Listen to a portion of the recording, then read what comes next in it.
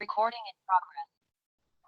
Okay, I just want to talk a little bit about flower therapy. It is a process of creating flowers using either ribbon work or ribbon embroidery techniques. The flowers are built onto little pieces of interfacing. This is non-woven interfacing, and that process makes all of the flowers movable.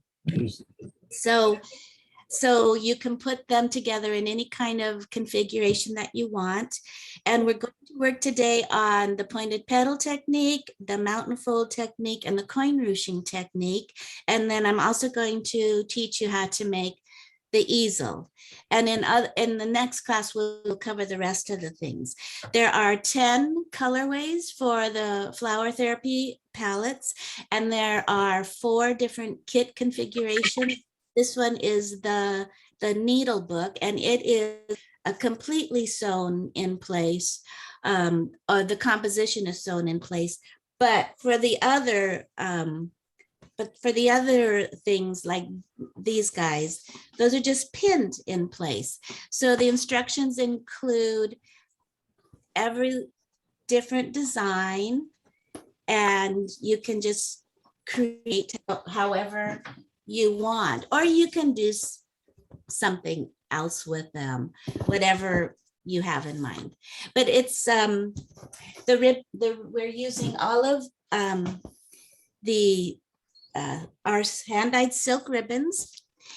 There's always going to be a little bit of extra fabric, extra ribbon, and so with that, those extra bits of ribbon, you will make, or you'll be able to make, other little elements so that every last drop of ribbon that is in your kit, if you've gotten a kit, can be used up. So the purpose was to have zero waste, and the movability is the therapy aspect of it, because you can recreate a design, and it's a joyful thing to do or to see. Yeah. Yes, you can ask there. You can order from 10 different colorways, but you can also use your own ribbon. You can use wider ribbon. So any technique that I'm going to teach today, you can modify it for whatever ribbon you have. I've put a lot of time into working with our silk ribbons. They're delicate, and so I have techniques that help the ribbon have more body and be the flowers more substantial. So we're going to get started. First thing we're going to talk about is the tools that you're going to need to do flower therapy. So I have a little bead board, and so the beads that are in the kit stay in my little bead board, a small scissors, a milliner's needle. Now, if you get a kit, not the refill, but anything else, needles are included. I use thread conditioner, and we use these little tiny applique pins, and these help with the process. Those are also included in the kit. You can use, I use regular sewing thread that I condition, but sometimes I use beading thread if I'm going to do a lot of beading. I use a sharp pencil. I really like using a number 4 pencil, and I have to get some more because they're my favorite thing. Use a water-filled spray bottle and spray starch. The spray starch is the secret, and you can get this at the dollar store. You can get it at hardware store. Yeah, it's not used too much anymore. We used to spray starch our dad's shirts, right? Yeah. And then when it's time to put the easel together, I use Eileen's Original Formula tacky glue, and I also have a circle template and just a small ruler. Those are just some of the tools that I think that's all the tools that we'll need. So I'm going to get all the tools out of the way. and then we're going to get started.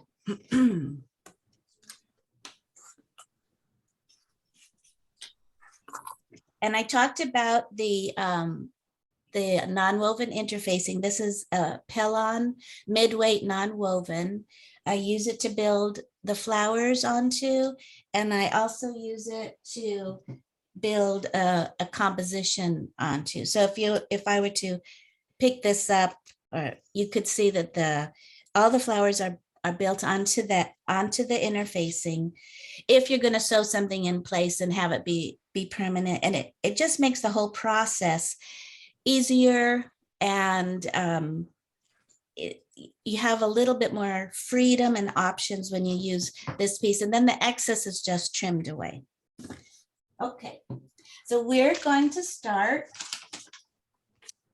I'm just going to show you that these are the main flowers that are made in flower therapy. These are the leftover bits of ribbon, and from those little tiny bits of ribbon, you can make those little pieces.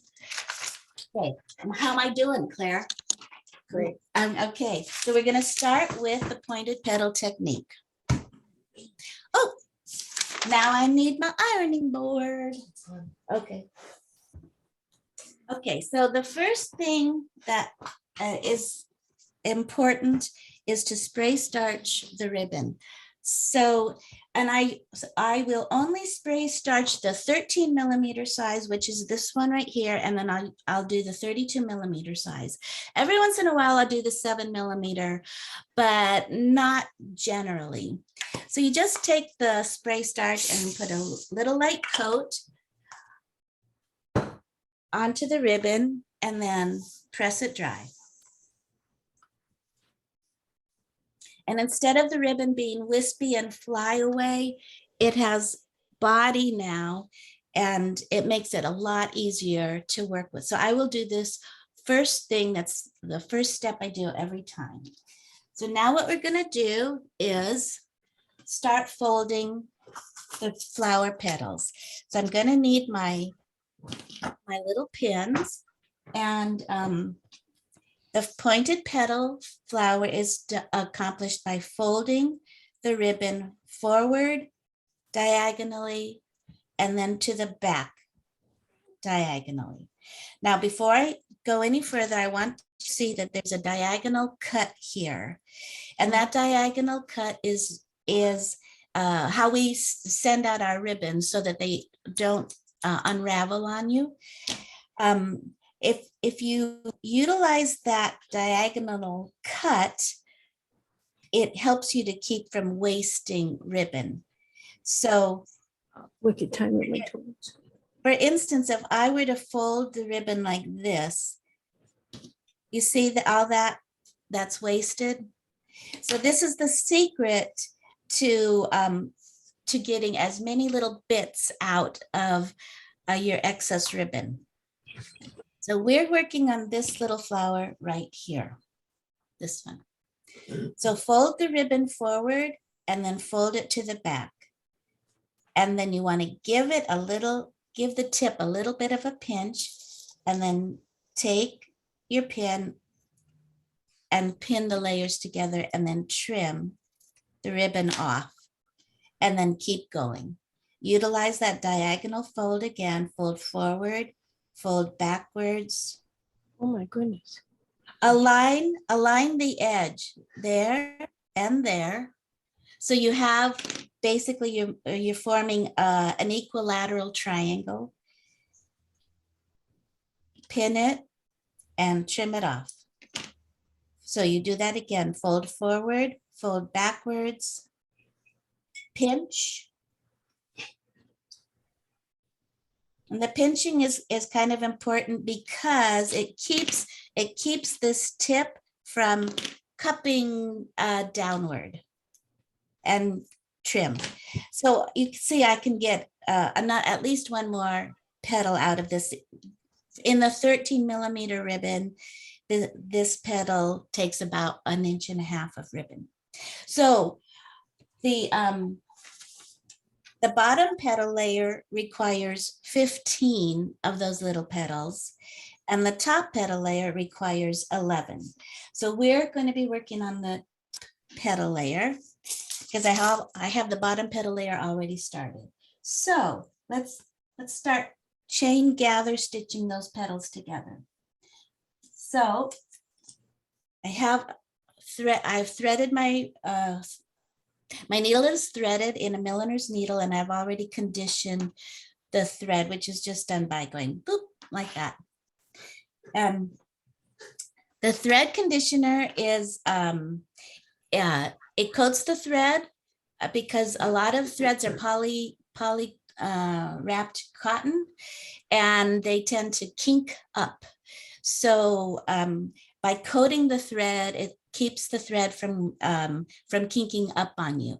You can also use beeswax. Beeswax actually strengthens the thread. So both work. The difference is with beeswax, if you get the thread heated, it can show a little grease stain. And sometimes that matters and sometimes it doesn't. Okay, so here's my first petal. I'm going to change my glasses because I can't see there. Oh, that's so much better. Okay, I'm going to fold back the tip there. Now, can you guys all see close enough? Because I don't want to get you too fuzzy if I get too close to the camera there. All right, I'm going to take my needle and slip it into the selvage edge of that underneath fold. Oh, that's not good. I'm going to trim that off. Boop. All right. Let's fold it back. Slip the needle in. And now take 3 whip stitches in place. 1, 2, 3. So by taking 3 whip stitches in place, that is it is the equivalent of a knot, but it is not as bulky as a knot. So now I'm going to fold that layer back down, get rid of the pin, and start gather stitching. So I am catching in the selvage edge that is underneath this layer. So the selvage is right there. And the other thing I'm doing is I'm making sure to catch the edge of the ribbon right there. So let's show that again. One of the secrets to creating, to having this flower and all the petals to be cooperative is to make sure you grab the selvage edge and other aspects of the folds completely. So there's a point right there, and there's a point right there.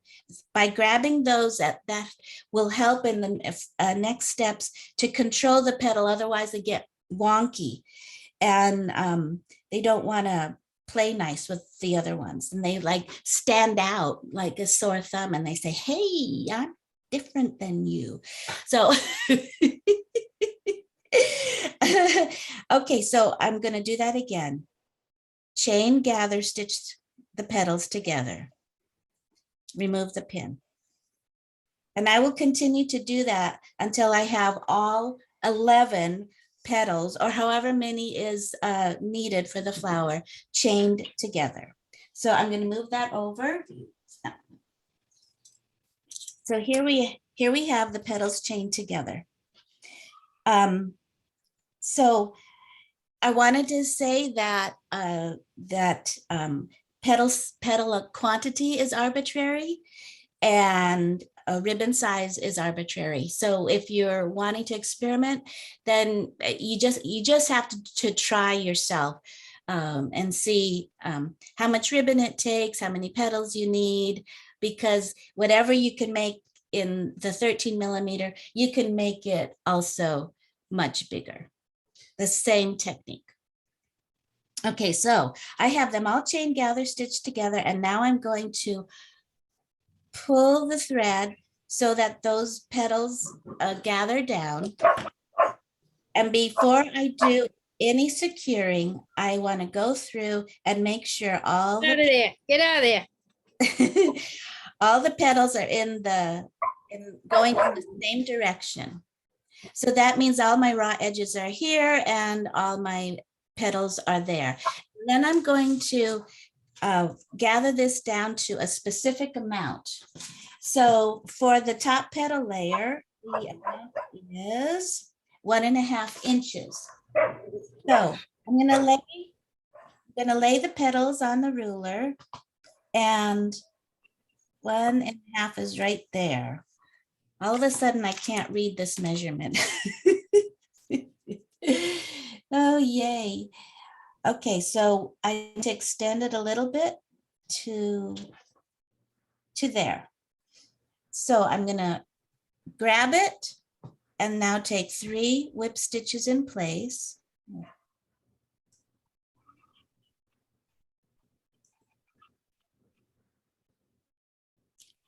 And then the next thing I need to do is trim away this excess seam allowance because it's going to get in the way a little bit. And I'm just going to trim it down to about 1/8 of an inch. So just be careful that you don't cut into your stitching at all. And make sure all your petals are going in the same direction. So it's a little bit more controllable now. And I'm going to fold the petals in half, right sides facing. So the side that I worked on where that was visible while I was stitching as what I consider the right side. So now you're going to join the first petal to the last petal at the stitch line. Huh? Oh, okay. I must have been out of frame. Plus now I have a drippy nose, so I have to get that. Oh, not fun. All right, so so now we can open up the petals and you adjust them. This is another secret, that the petals have to be adjusted over and over and over again until they're in place. So now here is my bottom petal layer already assembled, and it is on the little piece of interfacing. So I just kind of back stitch it in place. So I'm going to take the needle and just stitch straight down into the interfacing so that I can now sew these layers together. So I'll just start somewhere at the stitch line. I'm going to start. And then I'm going to take a look and adjust, because I want all the petals to be somewhat evenly spaced. You just have to keep working it that way. With every stitch, take a look at the petals, adjust if needed, and then keep stitching. You want to do that until you've gone all the way around. So the next step after that is to start beading the flower. So I'm going to take my little bead tray. Now I wanted to, how are we doing on time? Okay, we're doing good. I wanted to say that we purposely made the flowers for our flower therapy kits to be just like 2 layers because we were trying to control the kit cost. And so to compensate for the flowers not being as full as I generally like to make them, we put special beads and sequins into the flower centers, and it helped to bulk up the value of the little flowers. So the sequin, we have these little tiny 5mm flower sequins that are great. I use 3mm sequin a lot. Sometimes I use a 2mm, but I don't generally put those in the kits because they're so tiny. And I use a variety of different types. And then I also use a size 11 seed bead, and a size 15 seed bead. And you can use those beads in any combination that you want. But to bead the center, I'm up in the top layer of the flower. I'm going to grab a little flower sequin, and then I'm going to grab a size 11 seed bead and then stitch back into the flower sequin, but around the seed bead.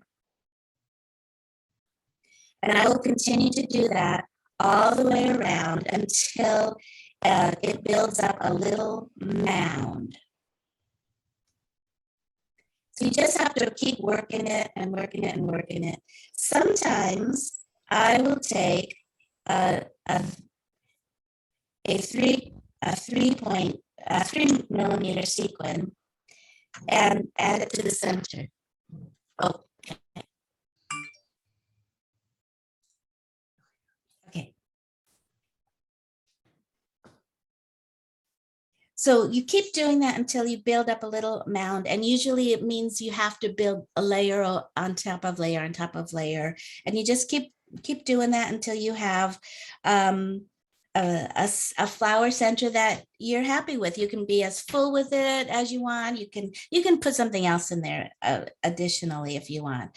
But that's the process of making the pointed petal flower. I want to show you now the variations.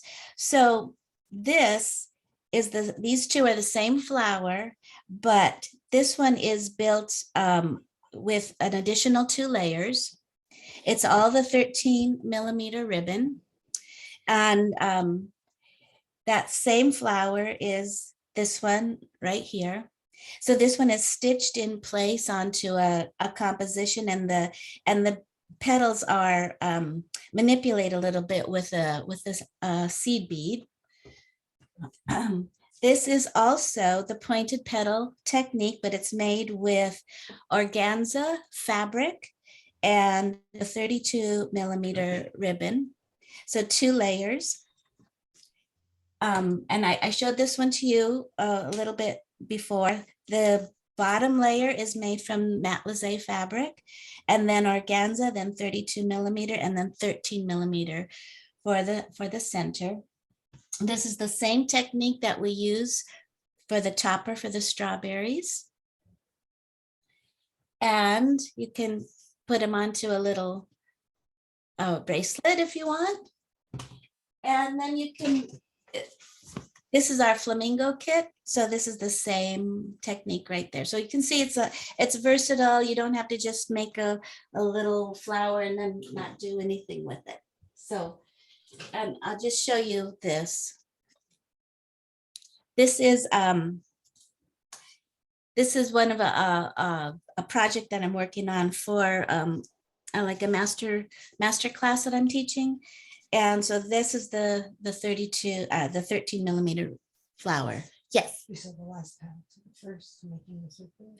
Yes, you saw the last petal to the first to join a circle, to form a circle. So that is the pointed petal technique. So I'm going to move on, and I have to collect all my samples and put them over here. So we can move on. All right, let's do the coin ruching technique. So again, we're going to start with spray starching the ribbon. Now these are flowers from for the coin ruching technique. And in your kit, it's going to be a double layered flower. But you can also make them triple layered. And you can make them quadruple layered. And you could, of course, go bigger than that if you wanted. The coin ruching technique is also shown here, and it's shown on the Allegra's Petite Garden. So this is a triple layered, this is a double layered, and this is a single layer. So that's the process, and it's it's called coin ruching because it was made initially by using a coin that would be traced onto a piece of fabric or ribbon or whatnot. The main thing that we want to do is make sure there is not too much fabric at ribbon at the outer edge, because if it's too much, the petals will not be, you won't be able to differentiate them. You won't see the little scallops. It can be a little, basically the circumference of the circle that you will trace is double what? Am I high? High.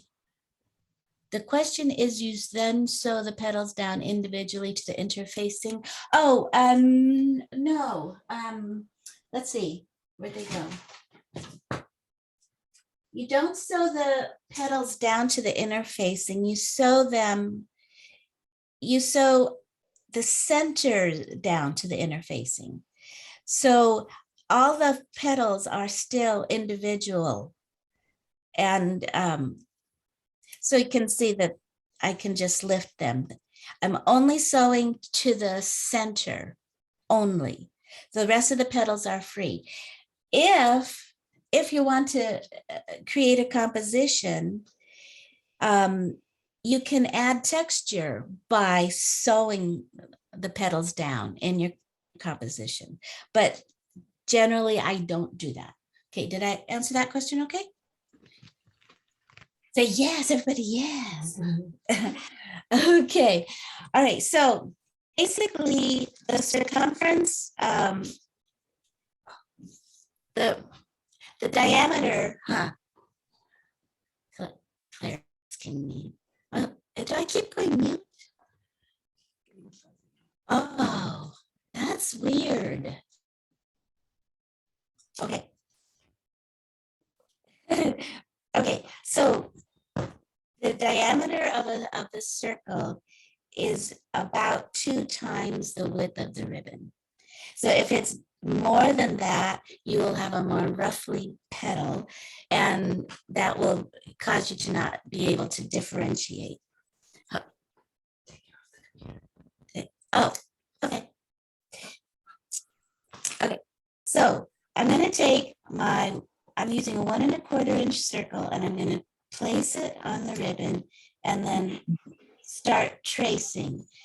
Now, usually I have to make just like little dots or little dashed lines because they're a little tricky to do the tracing. But there again, I want to mention, you see this angle right here? I think it's a little hard to see all this. If I were to start tracing on this side and put my circle template on the ribbon, like so, call it right there, all of this is wasted. I know that's silly that you're wasting like 1/4 inch, but it's not necessary. So always look at the angle and how you can utilize it to its most effectiveness. Just like if you're cutting a piece of fabric for something, you want to waste as little as possible. Anyway, so this is let's see, I'm working on all my samples. I'm here.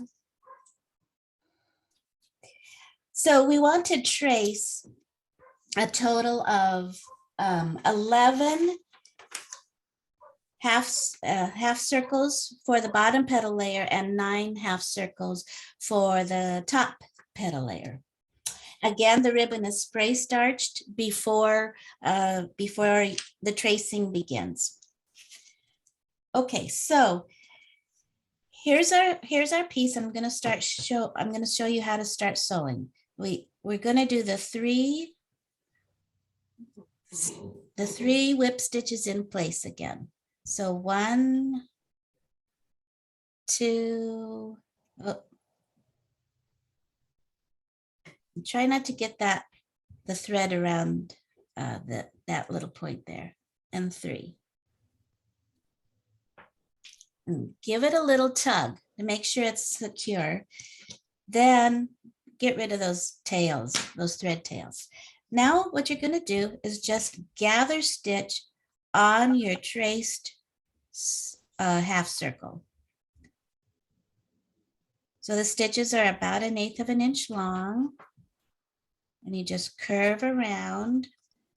And as I curve around, you can see the shape of the petal beginning. And again, make sure you grab the very selvage edge right there. So then we pull the thread through and then go back up into the ribbon. But don't cross thread right here because it will lock the thread and you won't be able to gather. And then you continue stitching all the way around.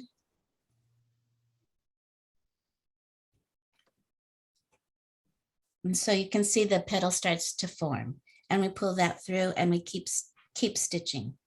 So I have that already stitched here. So this is the bottom petal layer, and you can see it's a little wibbly wobbly. That's what it looks like. So we just gather it up, and it's a mess. So you have to reposition all the petals so that all the large ones are on one side and all the small ones are on the opposite side. And that's the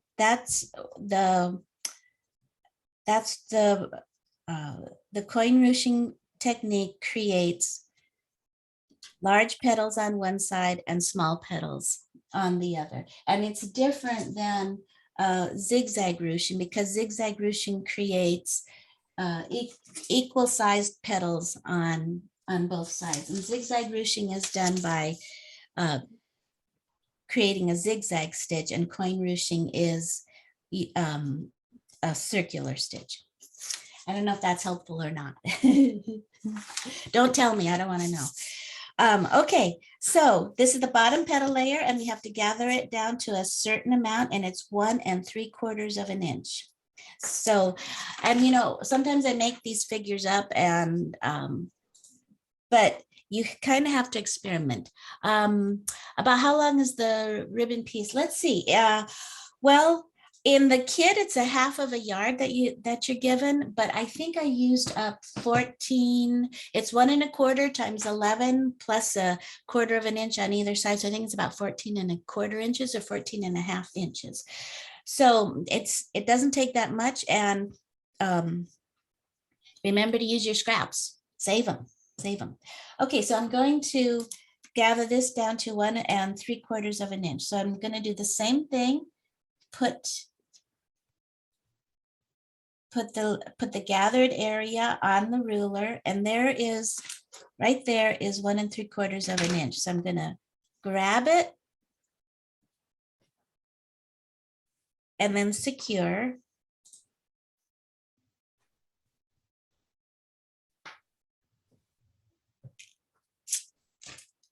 So there's our little flower, and I'm going to fold it in half so that I can again join the last petal to the first petal at the stitch line. You want to do that with 3 little whip stitches.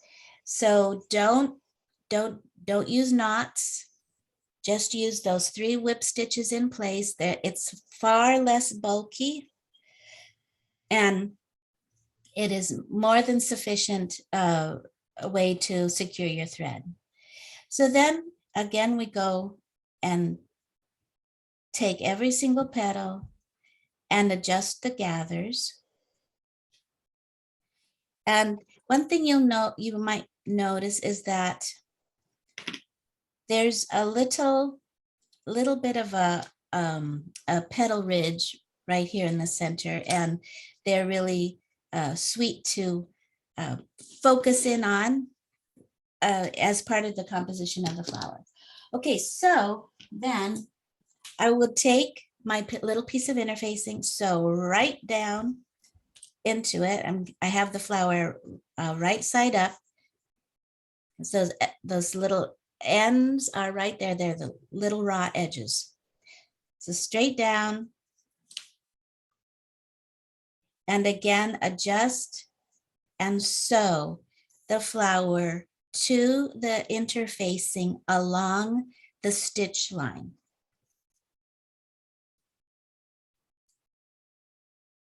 I'm going to do that all the way around until the entire flower is secured in place for the bottom petal layer.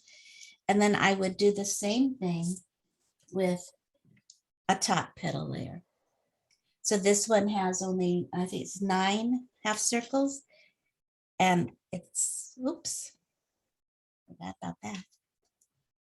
So stitch down and secure those layers together.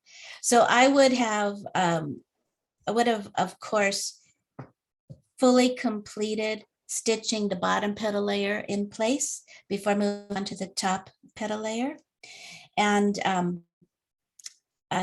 also want to let you know that when you're putting on in or sewing down your top petal layer, if you give it a little tug, give each stitch a little tug, it helps the flower to indent a little bit more, and it gives it a little bit of extra texture. So after that's done, then it's time to bead the flower. And let's see, I know my beads are here somewhere. Oh, thank you, Claire. So, and you can bead this however you want. You can just do one seed bead going all the way around if you want. You can do sequins.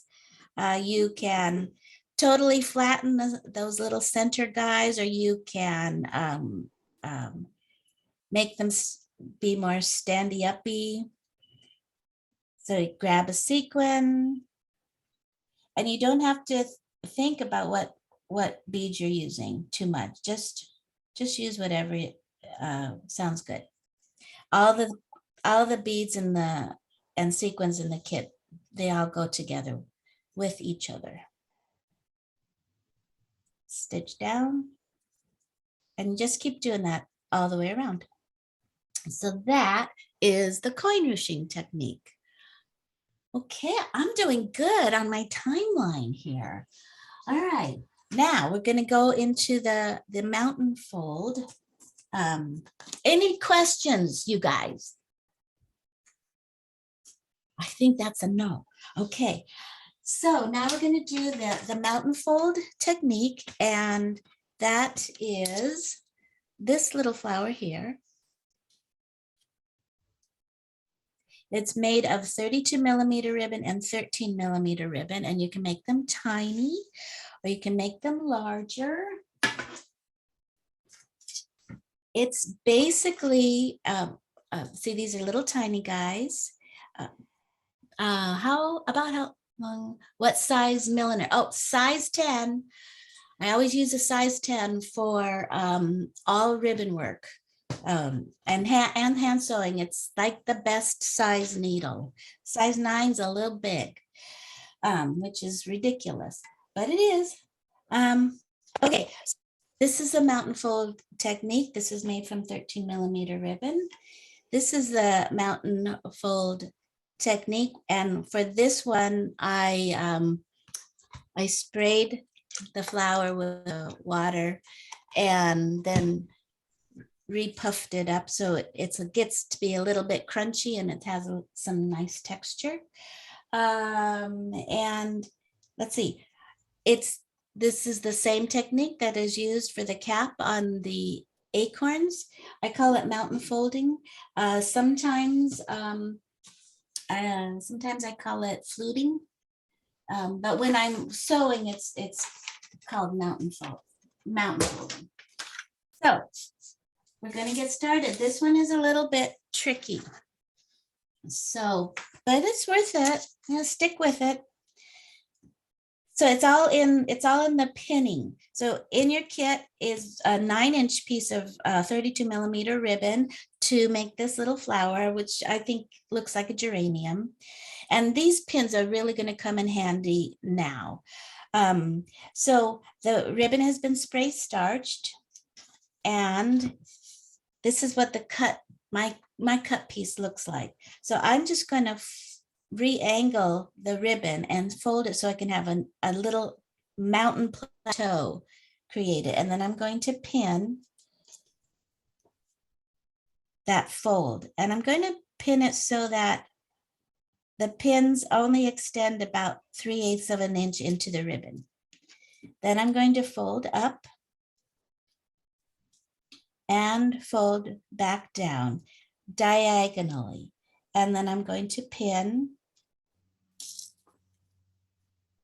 and pin.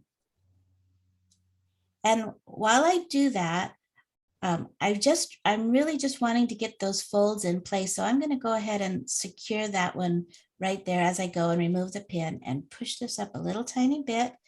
And now I can fold up and fold down, pin and pin the fold, then go back and secure that little guy a little bit more. So we're going to continue to do this folding, fold up, fold down, pin, fold up, fold down, pin, until you have a total of 7 mountain plateaus. So let me show you where they are.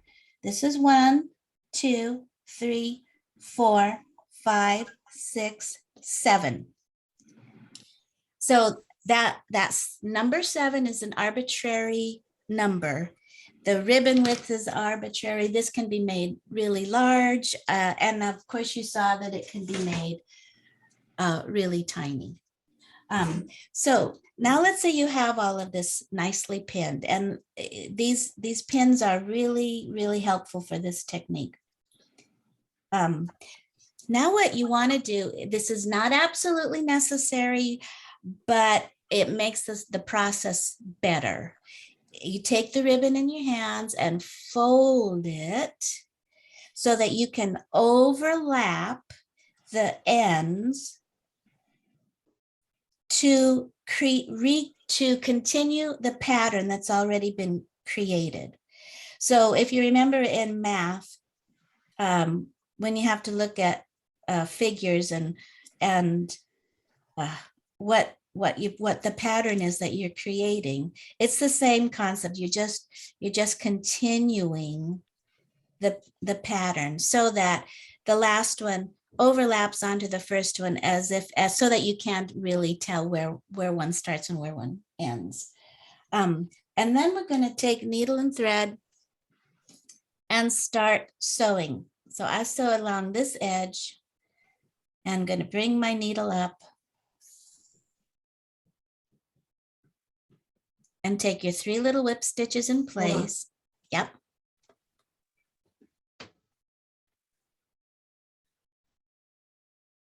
I'm holding on.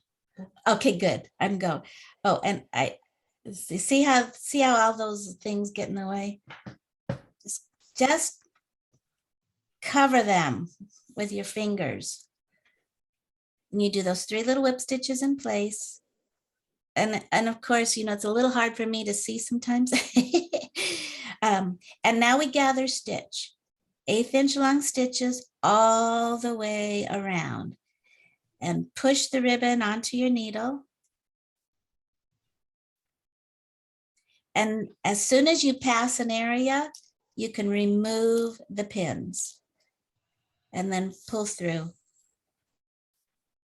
and continue on till you go all the way around.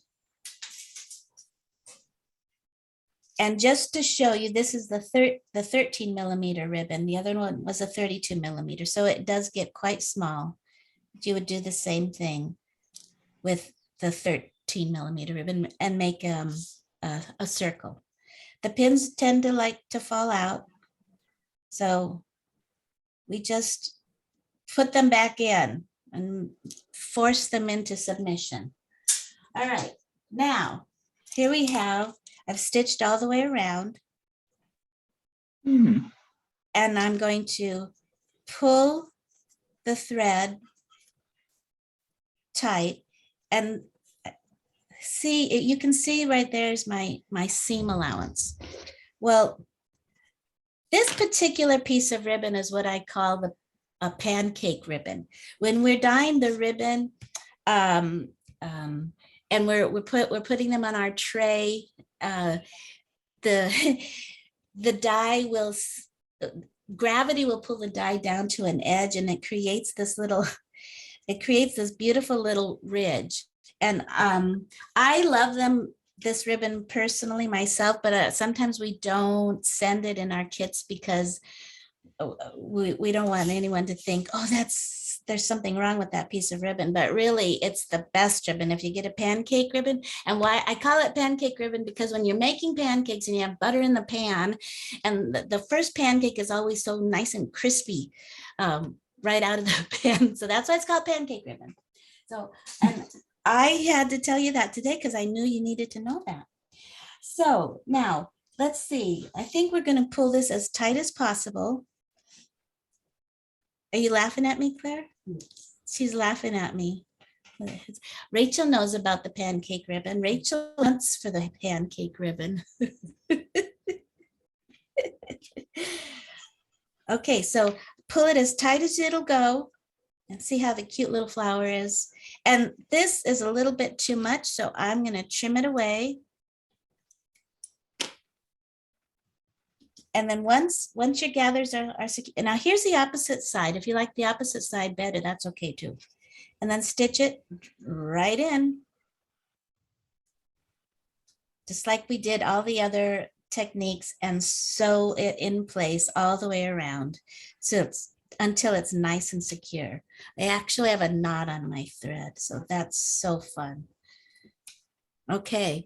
Oh, and I broke it. Good for me. All right. So then you're going to need the second layer, right? This is the 13 millimeter ribbon, and I've already gathered it. I'm going to secure it.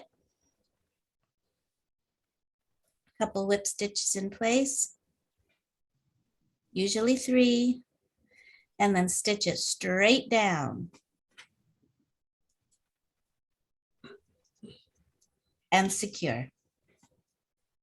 Super cute, isn't it? I think it is. I love it. So then that would be beaded, however you want to be. So here's the same flower in a different color, and I did French knots in the center instead. And the one from the kit has the little tiny sequins in the center. So that's that technique. See, the pancake ribbon is, you want all pancake ribbon now, don't you? I know you do. All right, so that's the mountain fold. And now, oh my gosh, I'm a minute ahead. Now we're gonna do some gluing. All right, let's make this little easel.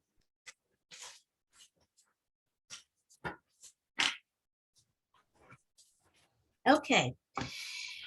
The reason why I put the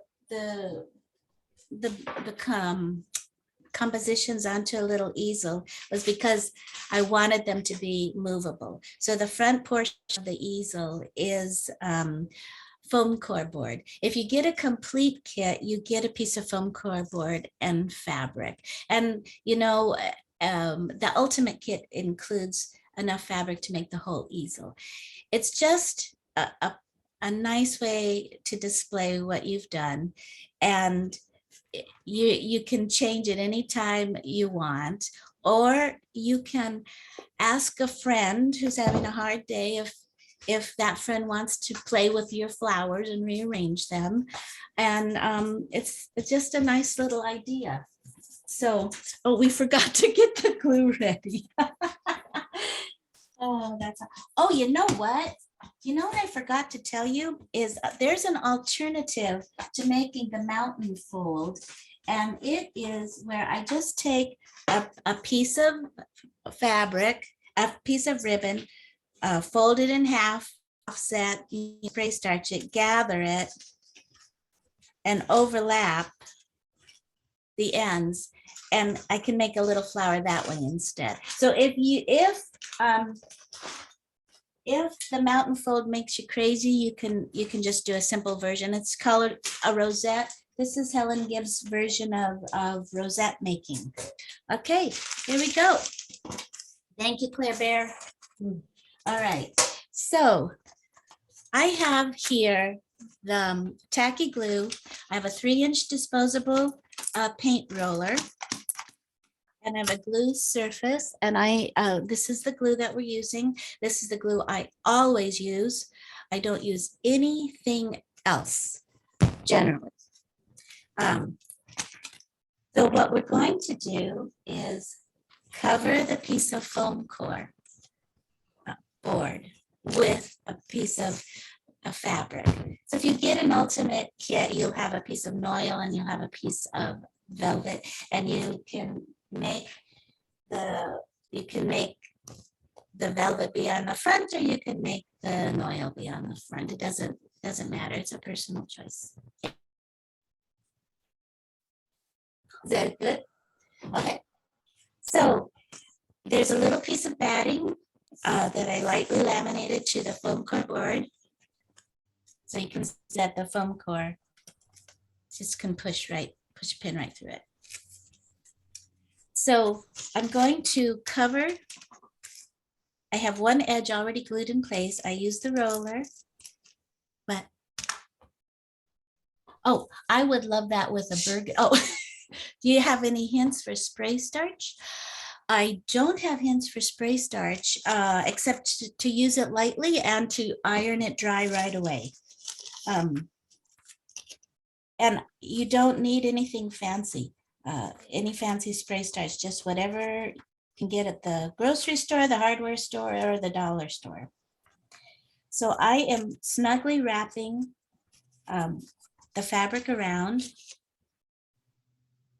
And the roller is a really great tool to do that. And now you have to cut out the bulk. And I do that by slicing the fabric and then cutting it at an angle. And I would do that with both sides. Jude's wondering what's happening. And then I'm going to finish the opposite side and pull the fabric up and over snugly. I always have a wet rag and a dry rag handy so I can keep my hands clean. That velvet especially just loves to attract the glue.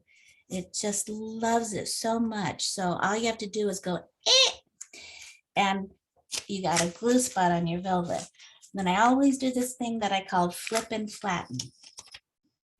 So I'm going to finish this opposite side, because I already have it trimmed. I always tap the corners and then pull up, and I'm pulling very snugly.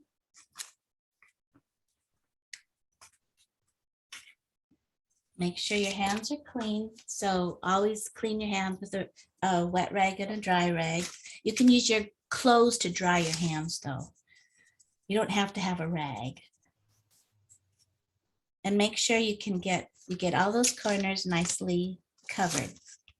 Okay, so that's the front of the easel, and now we're going to do the back. The back is comprised of 2 pieces of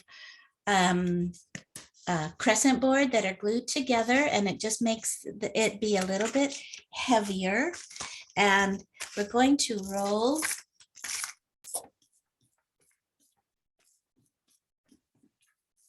the piece of cardboard and then position. And then you want to flip the fabric over, and I do this thing called embossing, because you want to find all the edges. And then I'm going to trim the bulk from all the corners like so, and then I would wrap that all the way around until it's finished like this.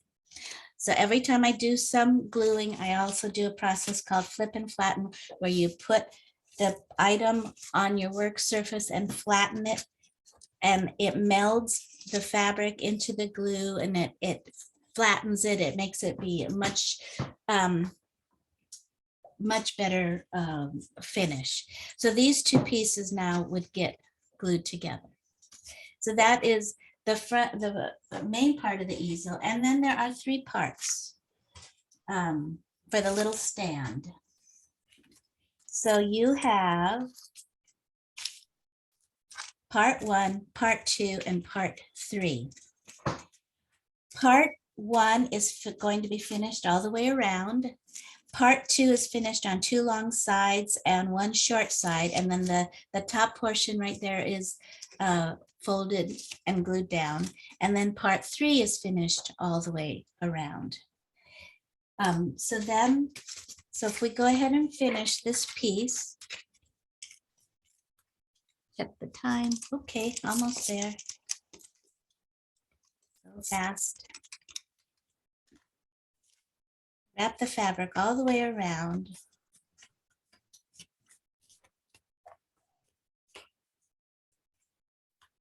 And then you do the flip and flatten, and then go back in and tap all those corners again.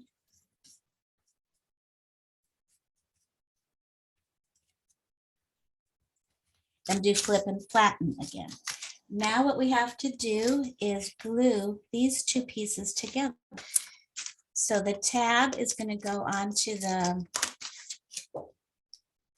tab goes right onto the part 1 easel. We can do a little flip and flatten.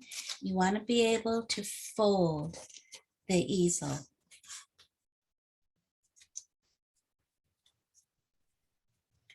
And once you have that adhered together, you're going to take a little piece of lining fabric and put it over that.